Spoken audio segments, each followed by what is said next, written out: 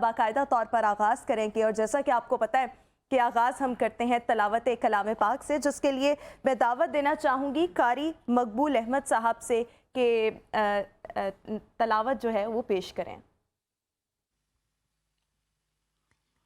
اعوذ باللہ من الشیطان الرجیم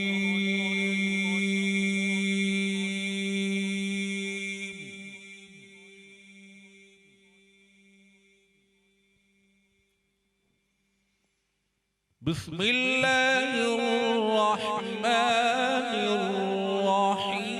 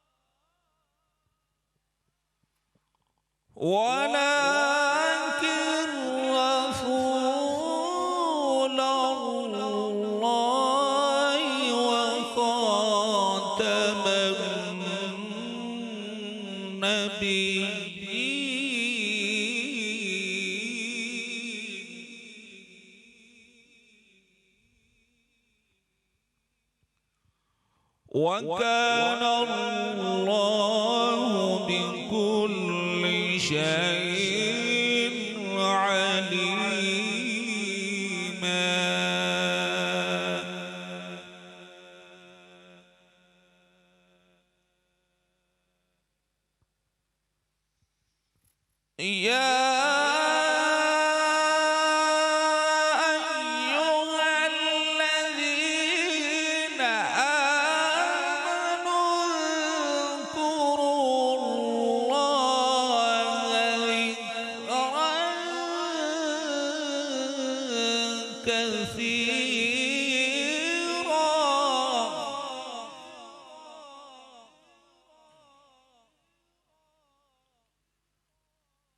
وَسَبِّحُوهُ بُكْرَةً وَأَصِيلًا۔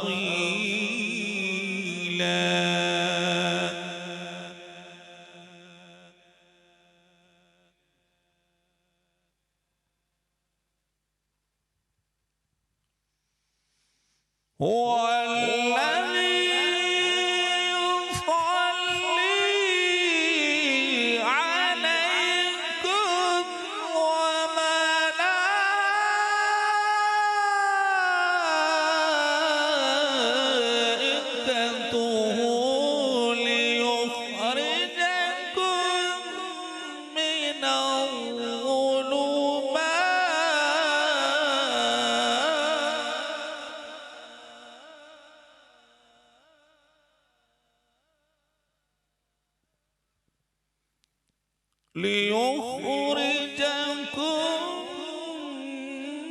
من الظلمات إلى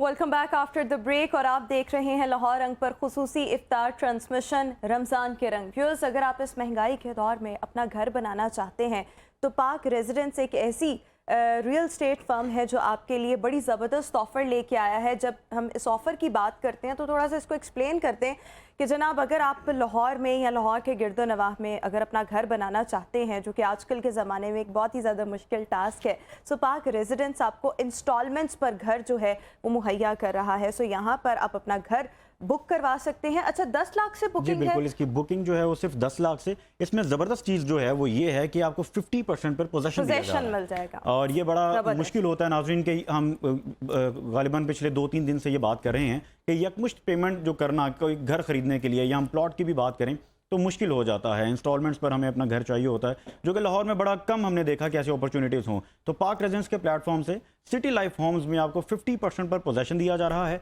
और 4 साल आसान इक़सात पर आप अपना घर बना सकते हैं, जिसकी बुकिंग सिर्फ 10 लाख से और माहाना किस्त सिर्फ 30,000 रुपया है। सो बड़ी ज़बरदस्त ऑफ़र है। और अगर आप चाहते हैं कि अपना घर बनाएं तो स्क्रीन पर आपके नंबर्स वगैरह भी चल रहे हैं। बिल्कुल, पाक रेजिडेंस के नंबर चल रहे हैं।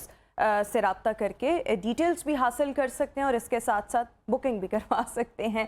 इसी के साथ ज़रा हम ट्रांसमिशन की तरफ आएंगे, आज के अपने टॉपिक की तरफ आएंगे। तो हम बात कर रहे थे तकवा पर, जिसका मतलब ये है कि परहेजगारी यानी कि रब का खौफ होना। और हम लोग अगर हम देखें तो आजकल के इस ज़माने में ना हम सब लोग बहके हुए मुसलमान हैं, बहके हुए इंसान तो वैसे ही ख़ता का पुतला होता है, लेकिन कभी कभी हम अपने मामूलात ज़िंदगी में अपने काम काज करते हुए ना इतना शरीयत के दायरे से बाहर निकल जाते हैं कि ना हमें हलाल की तमीज़ रहती है। हलाल हराम में जो एक अल्लाह ताला ने फ़र्क बयान किया है, हम उसको भूल जाते हैं और हम दुनियादारी के और दौलत के इतने पुजारी बन जाते हैं कि जो हमें तकवा का एक कॉन्सेप्ट सिखाया गया है हम उसको बिल्कुल भूल जाते हैं। और ऑब्वियसली वो इंसान भी फलाह पाता है जो तकवा का रास्ता इख्तियार करता है, और जो लोग ये रास्ता इख्तियार करते हैं वो फिर फलाह भी पाते हैं। मंजिलें जो हैं, आला मंजिलें उनका मुकद्दर बनती हैं।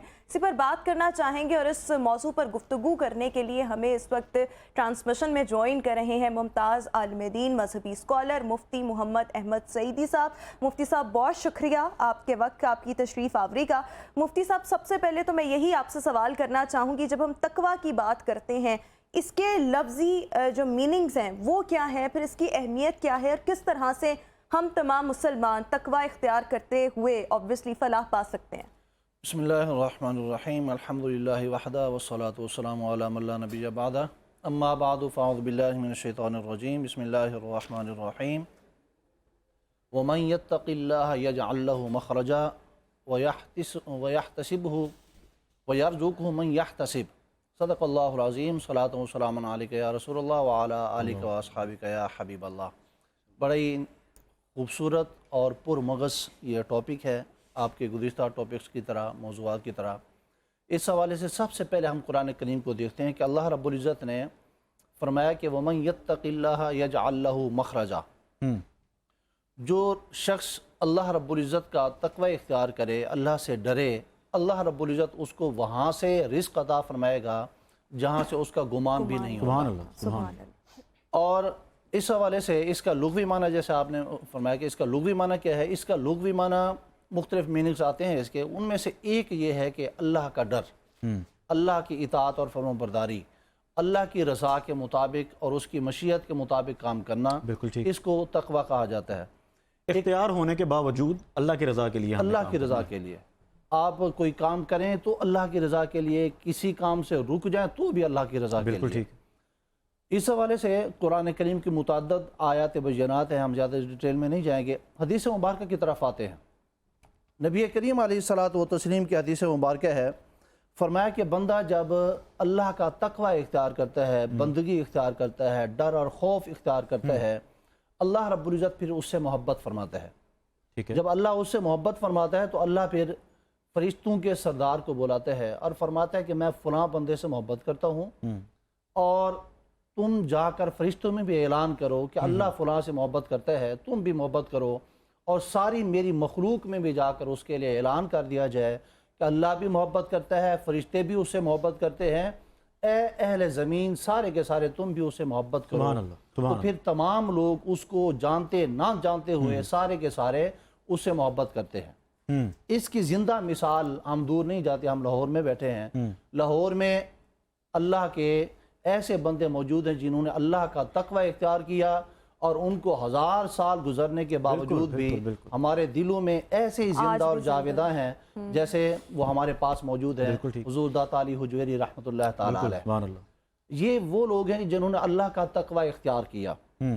ایک دوسری حدیث مبارکہ میں کریم آقا علیہ السلام نے ارشاد فرمایا کہ بندہ جب فرائض کے ساتھ ساتھ نوافل کے ذریعے سے اللہ رب العزت کا اس قدر قرب حاصل کرتا ہے اور تقوی اختیار کرتا ہے، تو اللہ رب العزت خود ارشاد فرماتا ہے کہ پھر میں اس کی طاقت ایسی طاقت بن جاتا ہوں کہ وہ ہاتھ سے خود نہیں پکڑتا، میں اس کی طاقت بن جاتا ہوں۔ آنکھیں اس کی ہوتی ہیں، دیتا میں ہوں، لیکن اس میں قوت میری ہوتی ہے، چلتا وہ ہے، اس میں قوت میری ہوتی ہے۔ اس کی میں قرآن کریم سے مثالیں دینا چاہوں گا کہ جن لوگوں نے تقوی اختیار کیا اللہ نے ان کو مقام اور مرتبے کیا عطا فرمایا۔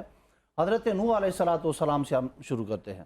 حضرت نوح علیہ السلام نے اللہ کا تقوی، خوف اور ڈر اور اطاعت اور فرمانبرداری اختیار کی، اور باوجود اس کے کہ آپ کی 1000 سے اوپر سال کی عمر تھی، 950 سال آپ نے تقوی میں گزاری، اور اپنے اللہ کے بندوں کو اللہ کی طرف بلایا۔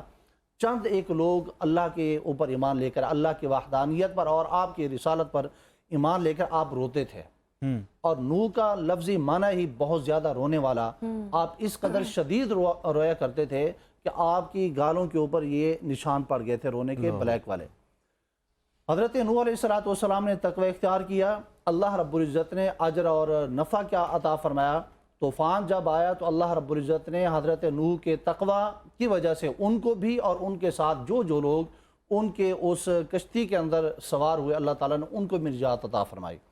آگے چلی حضرت ابراہیم علیہ السلام، اللہ کے نبی حضرت خلیل حضرت ابراہیم علیہ السلام نے تقوی اختیار کیا، تو ان کا وہ ذکر جب کیا کرتے ہیں تو ہماری تو جب زبان سے ہم ذکر کرتے ہیں تو لوگوں کے کانوں تک آواز جاتی ہے۔ حضرت ابراہیم علیہ السلام کے ہاں ایسا تقوی اور طہارت اور پاکیزگی اور اطاعت فرمانبرداری تھی کہ ان کے دل کی آواز لوگ سنا کرتے، اور دور تک ان کے دل کی آواز جو ہے وہ جایا کرتی تھی۔ تو پھر اللہ رب العزت نے مقام کیا عطا فرمایا کہ اگر نمرود آگ میں ڈالتا ہے تو آگ جلاتی نہیں ہے، آگ ان کے لیے گل و گلزار بن جاتی ہے۔ حضرت اسماعیل علیہ السلام کی طرف آ جائیں کہ وہ تیز دھار چھری جو پتھر کو بھی جس نے کاٹ کر رکھ دیا، انہوں نے اللہ کی فرمانبرداری، اطاعت اور تقوی اختیار کیا تو وہ نرم اور نازک گلے کے اوپر وہ چھری نہیں چڑھ رہی۔ آگے چلیے حضرت یوسف علیہ السلام کی طرف آ جائیے، معصوم بچے ہیں، اللہ کا تقوی اختیار کیا، کنویں میں پھینکا گیا، اللہ تعالیٰ نے محفوظ رکھا، مصر کے بازار میں بیچا گیا، اللہ تعالیٰ نے عزت عطا فرمائی، یہاں تک کہ جب انہوں نے اللہ کا تقوی اختیار کیا تو اللہ تعالیٰ نے ان کو اسی شہر کا، اسی ملک کا، مصر کا بادشاہ بنا دیا، حکمران بنا دیا۔ اس سے آگے چلیں حضرت موسیٰ علیہ السلام نے تقوی اختیار کیا تو اللہ رب العزت، میں کہہ رہا تھا کہ اللہ تعالیٰ ان کے ہاتھوں میں پاور عطا فرما دیتا ہے۔ حضرت موسیٰ کے ہاتھ میں اللہ کی پاور یہ تھی کہ عصا انہوں نے مارا، پتھر کے اوپر 12 چشمے پھوٹ پڑے، اور سمندر کے اندر مارا تو سمندر نے پانی راستہ دے دیا، اور یہی عصا جو ہے وہ جب اپنے ہاتھ سے پھینکتے ہیں تو اژدہا بن کر دشمنوں کے جادو کو ختم کر دیتا ہے۔ حضرت عیسیٰ علیہ السلام کی طرف چلیے، بات چل رہی ہے کہ جب بندہ اللہ کی فرمانبرداری تقوی اختیار کرتا ہے، اللہ انعامات عطا فرماتا ہے۔ یہ سارے انعام وہ ہیں جو میں قرآن سے ابھی گنوا رہا ہوں، ٹھیک ہے، حدیثیں ابھی باقی ہیں۔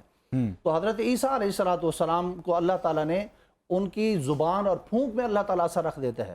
حضرت عیسیٰ علیہ السلام کو اللہ تعالیٰ نے تقوی کی وجہ سے یہ پاور دی کہ وہ مادرزاد اندھوں کو پھونک مارتے ہیں، ہاتھ پھیرتے ہیں، اللہ تعالیٰ آنکھیں عطا فرما دیتے ہیں۔ کوڑ کی بیماری والوں کو وہ ہاتھ پھیرتے ہیں، پھونک مارتے ہیں، اللہ صحت عطا فرما دیتا ہے۔ یہاں تک کہ مردہ لوگوں کو وہ ہاتھ پھیرتے ہیں، ان کے ہاتھ میں اللہ نے تقوی کی وجہ سے یہ پاور رکھ دی کہ مردہ لوگوں کے اوپر ہاتھ پھیرتے ہیں، اللہ ان کو زندہ فرما دیتا ہے۔ اپنے محبوب کریم علیہ السلام کی ذات والا صفات کی طرف آ جائیں، اللہ تعالیٰ نے اپنے محبوب کریم علیہ السلام کی محبوبیت اور تقوی اور اطاعت اور فرمانبرداری کی وجہ سے یہ اللہ تعالیٰ نے کرم فرمایا کہ ابھی میرے محبوب پنگوڑے میں ہیں اور ہاتھ جدھر گھومتا ہے چاند ادھر ہی گھومتا ہے. سبحان اللہ. ہاتھ جدھر جاتا ہے چاند ادھر ہی گھوم جاتا ہے. میرے محبوب کریم علیہ السلام کے ہم غلام ہیں. ہمیں بھی چاہیے کہ ہم تقوی اختیار کریں اور کریم آقا علیہ السلام کی تعلیمات کو اپنائیں. بالکل.